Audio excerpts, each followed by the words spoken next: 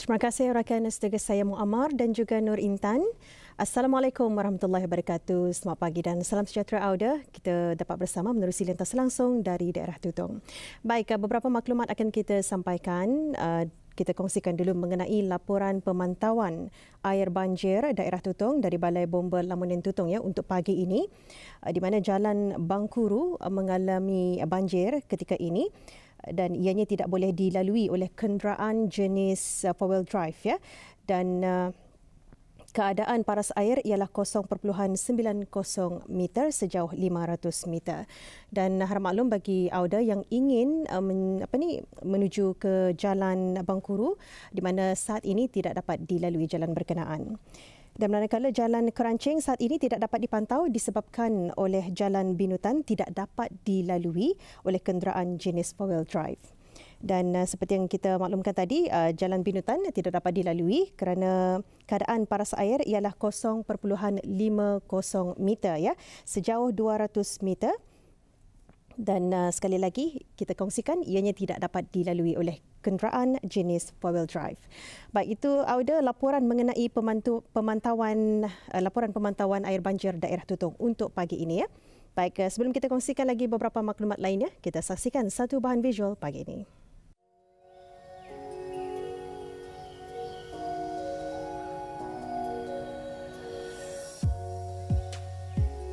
Negara Brunei Darussalam sebagai sebuah negara zikir sangat menitik beratkan pembelajaran Al-Quran untuk semua lapisan masyarakatnya yang beragama Islam.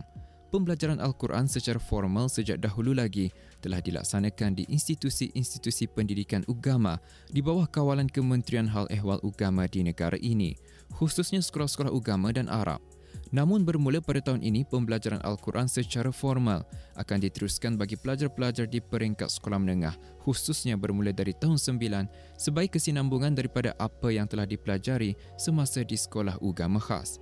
Dan matlamat dari Kementerian Hal Ehwal Agama dan Kementerian Pendidikan ini akan terus dilaksanakan secara berperingkat mengikut perancangan yang telah disediakan dan dipersetujui sehingga mencapai tahun 2023. Iaitu untuk menjadikan pembelajaran Al-Quran sebagai satu mata pelajaran yang tersendiri di seluruh sekolah-sekolah menengah dan maktab-maktab kerajaan dan swasta di negara ini. Ini bertepatan dengan titah ke bawah Duli Yang Maha Mulia Perkeseri Baginda Sultan dan Yang di-Pertuan Negara Brunei Darussalam semasa Majlis Musabakah Membaca Al-Quran bahagian dewasa peringkat akhir kebangsaan bagi tahun 1440 Hijrah bersamaan dengan tahun 2019 Masihi, yang mana baginda mengharapkan perkara pembelajaran Al-Quran ini diteruskan di sekolah-sekolah menengah di bawah Kementerian Pendidikan dan sekolah swasta.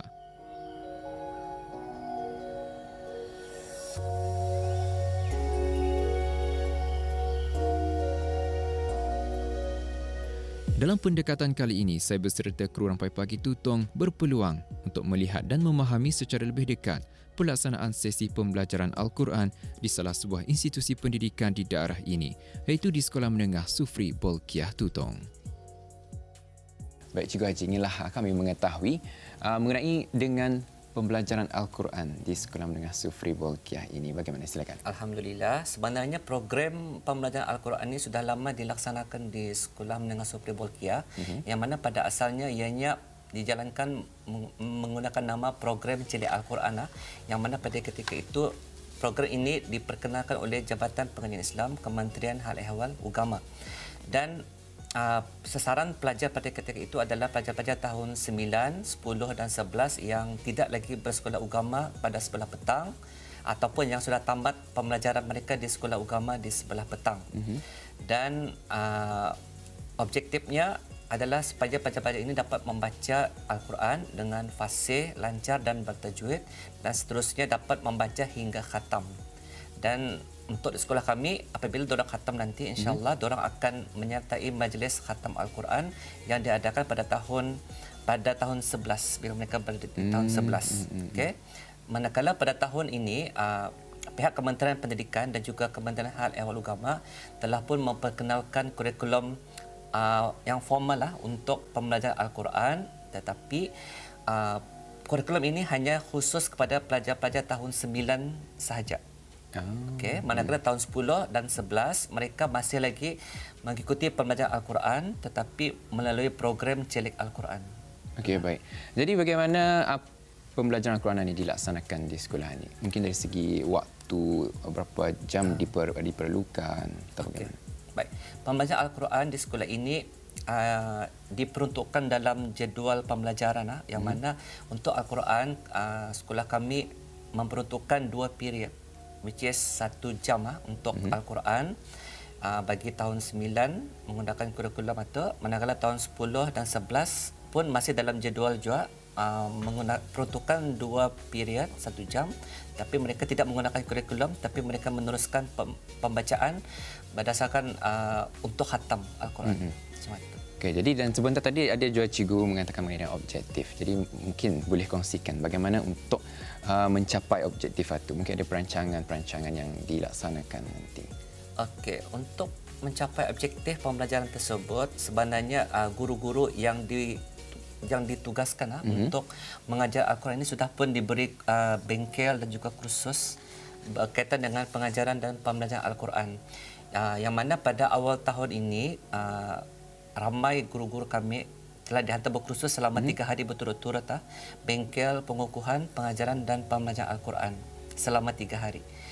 Kemudian alhamdulillah buat masa ini ada seorang guru dari sekolah ini dihantar untuk mengikuti kursus training of trainers bagi pengajaran dan pembelajaran Al-Quran yang berjalan selama, kalau tidak silap, dalam 8 minggu. InsyaAllah kalau ia habis nanti akan mengadakan sesi kongsi sama dengan guru-guru di sekolah inilah. Dan difahamkan juga, ia bermula pilotnya, boleh dikatakan sebagai pilot, ada pada sekitar awal tahun ini. Yes. Jadi dari tempoh pilot itu sehingga masa ini, bagaimana pencapaian pelajar? Okey, setakat ini alhamdulillah pencapaian pelajar itu menunjukkan peningkatan dari segi pembelajaran mereka, dari segi pembacaan mereka, kefasihan, kemudian lancar dan juga tajwid mereka. Ini dapat dilihat daripada hasil laporan yang kami buat setiap penggal, which is benda ini memang diarahkan oleh pihak kementerian untuk menghantar setiap laporan tersebut pada setiap penggal.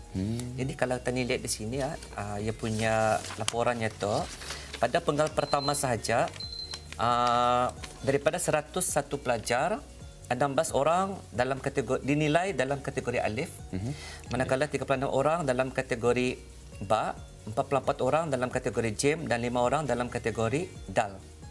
Kemudian pada penggal yang kedua daripada 100 pelajar alhamdulillah ada peningkatan dalam kategori alif, iaitu seramai 20 orang, manakala dalam kategori ba ada 33 orang, manakala jim 41 orang dan kategori dal 6 orang. Dan pada penggal yang ketiga yang terakhir ini pada bulan Oktober lepas, daripada 100 pelajar alhamdulillah 25 orang telah naik ke kategori alif, manakala 37 orang dalam kategori ba, kemudian 32 orang dalam kategori jim, manakala 6 orang dalam kategori dal. Untuk penjelasannya, kategori alif itu bagi pelajar yang dapat membaca dengan fasih, lancar dan bertajwid dan tidak ada kesalahan asas tajwid bagi yang kategori alif. Manakala ba bagi pelajar yang dapat membaca dengan lancar, fasih tetapi ada kesalahan kecil dalam tajwid. Manakala jim bagi pelajar yang kurang fasih dan kurang lancar dan juga kurang bertajwid.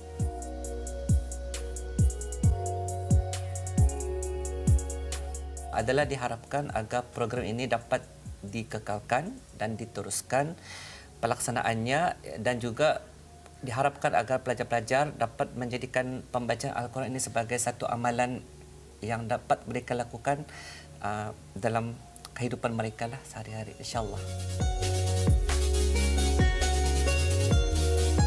Semoga pelaksanaan pembelajaran Al-Quran di sekolah-sekolah menengah dan maktab-maktab kerajaan dan swasta akan dapat menanai dan merealisasikan hasrat murni ke bawah Duli Yang Maha Mulia Perdana Seri Baginda Sultan dan Yang di-Pertuan Negara Brunei Darussalam untuk mengembangkan kemahiran membaca Al-Quran secara berterusan dalam kalangan pelajar, di samping dapat mengangkat lagi martabat dan kedudukan pembacaan Al-Quran dalam kalangan rakyat negara Brunei Darussalam untuk mencapai barakah kehidupan dan seterusnya mampu mendongkong aspirasi untuk menjadikan negara Brunei Darussalam sebagai sebuah negara zikir.